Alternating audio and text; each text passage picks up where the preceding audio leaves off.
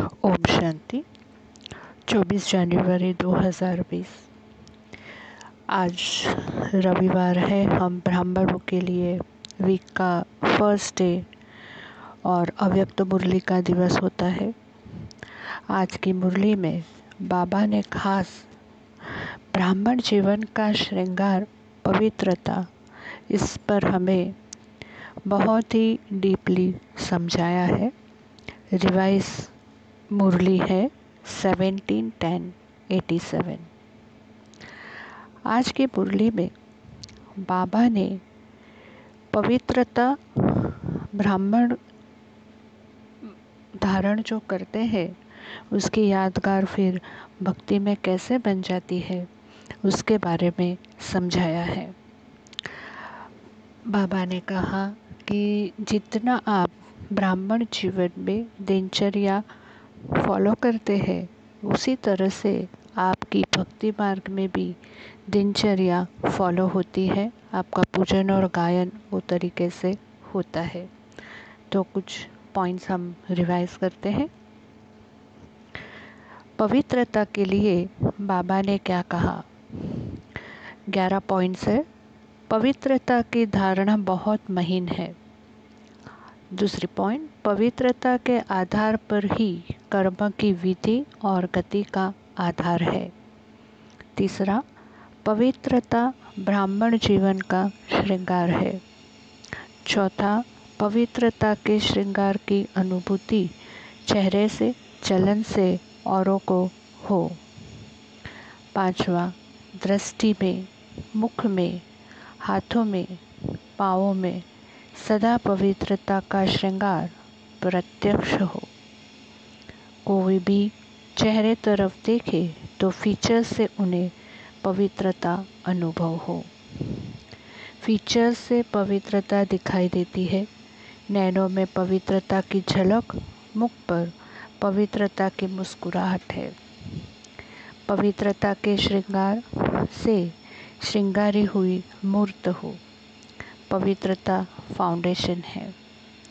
मन, वाणी, कर्म में भी संबंध, संपर्क आ जाता है और स्वप्न में भी पवित्रता कहते हैं, तभी हम कहते हैं संपूर्ण पवित्रता।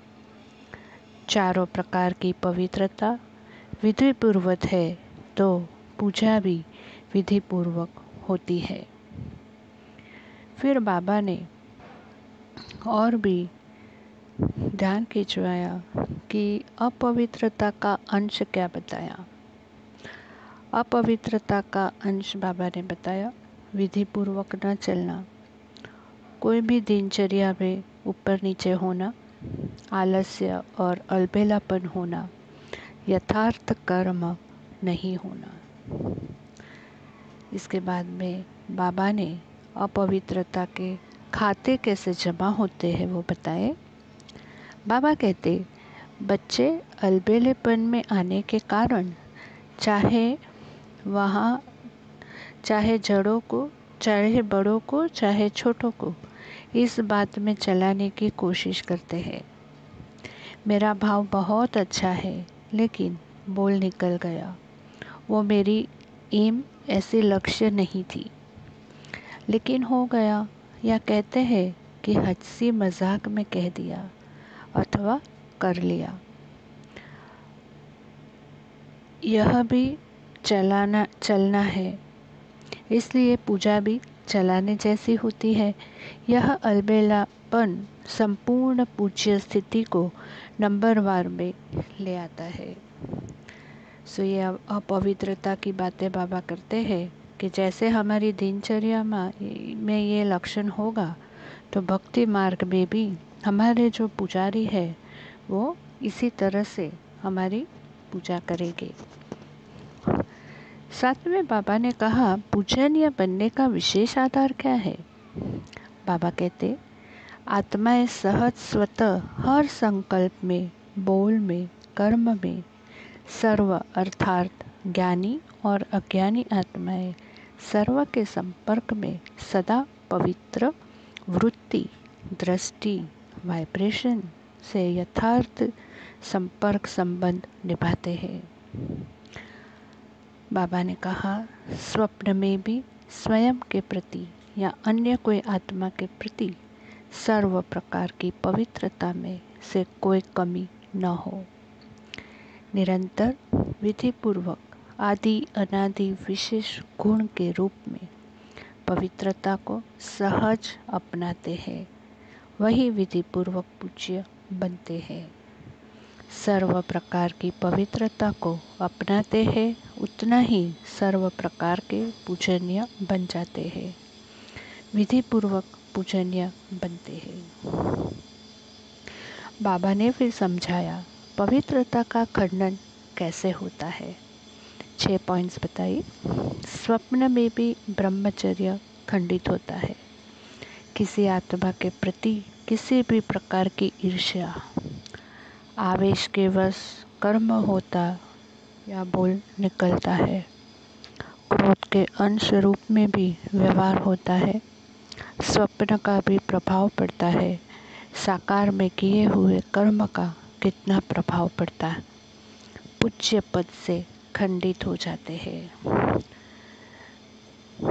आज बाबा ने हमें हमारी ज्ञान से जो हमारी स्टेज होती है, वो स्टेज के बारे में बाबा ने बताया।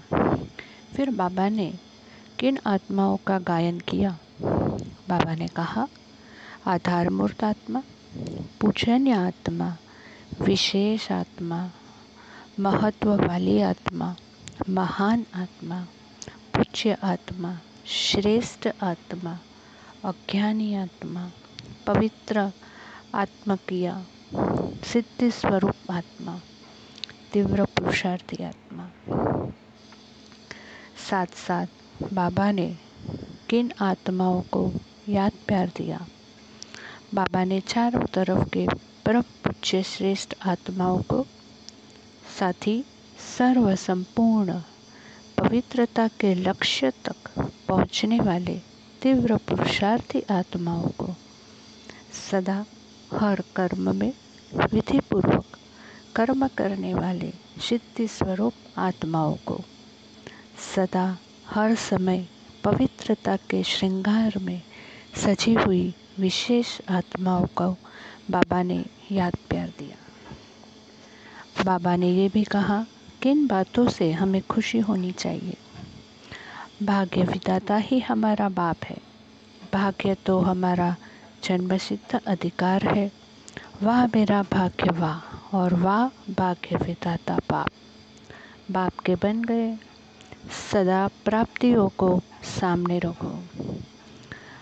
साथ में बाबा ने कहा, ब्राह्मण माना क्या।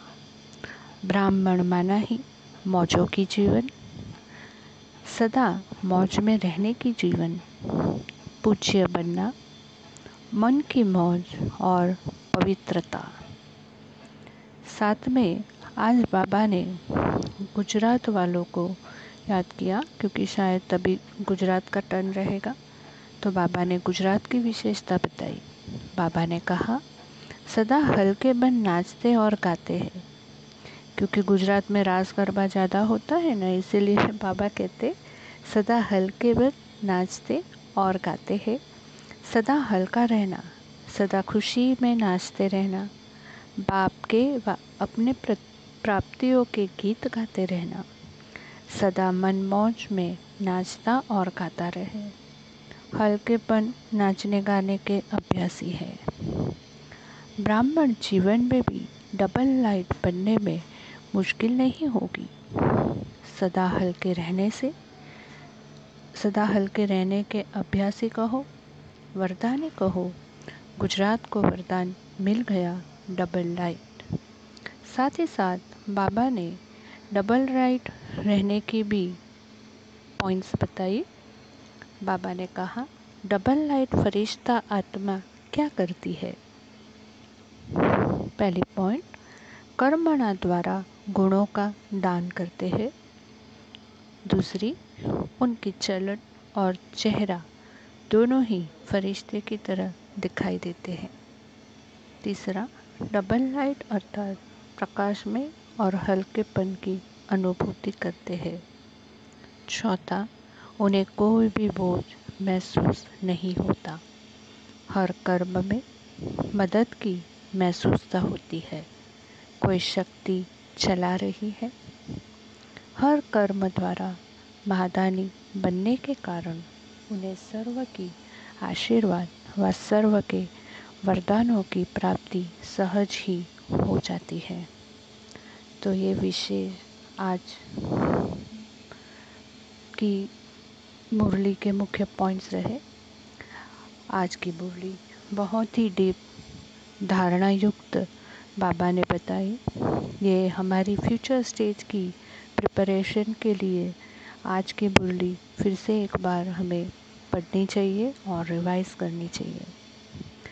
आज का बाबा का वरदान, कर्म द्वारा गुणों को दान करने वाले डबल लाइट फरिश्ता भव। कर्म द्वारा गुणों का दान करने वाले डबल लाइट फरिश्ता भव। आज का स्लोगन रहा, सेवा में सफलता का सितारा बनो, कमज़ोर नहीं। सेवा में सफलता का सितारा बनो, कमज़ोर नहीं। तो यह थी आज की बहुत प्यारी बाबा की मुरली। आज हम सभी हमारी दिनचर्या को डीप रियलाइज़ करते हुए अपने आप को चेक करेंगे, करेक्शन करेंगे, हमारी दिनचर्या में क्या सुधार लाना है उसके ऊपर मनन चिंतन करेंगे और बाप दादा की आशाओं और ज़रूर पूजनीय योग हम बन ही जाएंगे। इसी शुभकामना के साथ ओम शांति, ओम शांति, ओम शांति।